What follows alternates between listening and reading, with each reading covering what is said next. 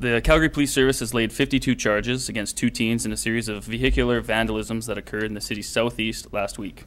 On Friday, January 10th, 2014, just after 3 a.m., police were called to the community of Cranston by a resident who heard a loud bang and observed a young man hanging out of the passenger window of an SUV with an object in his hand that looked like a baton. The youth hit the rear window of the car and then sped off. Responding officers patrolled the area and noticed numerous vehicles with damaged driver's side mirrors. It was later determined that a series of similar offences in the McKenzie Lake area were also related. Following investigation, 2 16-year-old males, who cannot be named, have been charged with 25 counts of property damage under $5,000, as well as 1 count each of possession of a weapon for a dangerous purpose. The youths will appear in court on February 21st, 2014. If there's any questions, I'll answer what I can.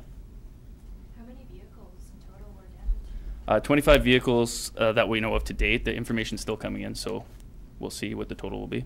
What's the damage estimate on that kind of damage to 25 vehicles? On average, we're estimating about $500 each.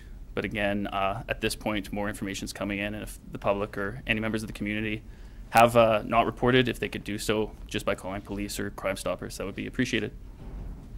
Is it believed that they were driving around and just hanging out the window and just smashing as they went? Yeah, so essentially that's exactly what happened. There'd be one driver and a person hanging out a window with their baton, hitting vehicles as they went. There would be times where the driver, we understand, got out and did some as well.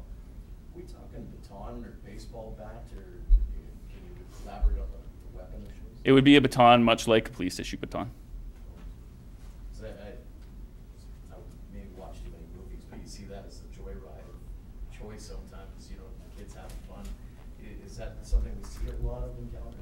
It's not necessarily an unusual offense. However, to the extent that we've had, obviously, it's not something that occurs too often. It's something we needed to do our best to stop. Were either of these news known to you guys before? As there is currently investigations in the court process going on, I can't really comment on that. Did they damage all these vehicles in one day? Was it over the course of a week? All the vehicles we're describing in this case all occurred on that night. So it's believed that they went from the one neighborhood to the next. And is it just believed to be a joyride, like just for fun, or? Yeah, the motivation as far as we're concerned, or our understanding at this point, is simply entertainment. So did one of these witnesses just get a plate number or vehicle make and model and call it in? Is that how you track them down? There were several members of the community who had information for us that was helpful in leading to these arrests.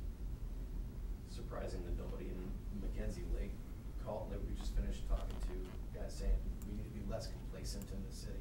You know, you go to McKenzie Lake and you find all these vehicles that have been smashed up, but nobody bothered to call police. Is it a little surprising on that? Well, at the time, it was about 3 a.m., 3 in the morning. So at that time, obviously, most people are sleeping. So we were lucky, actually, to have those who did witness to call us in at that point, which led us to it.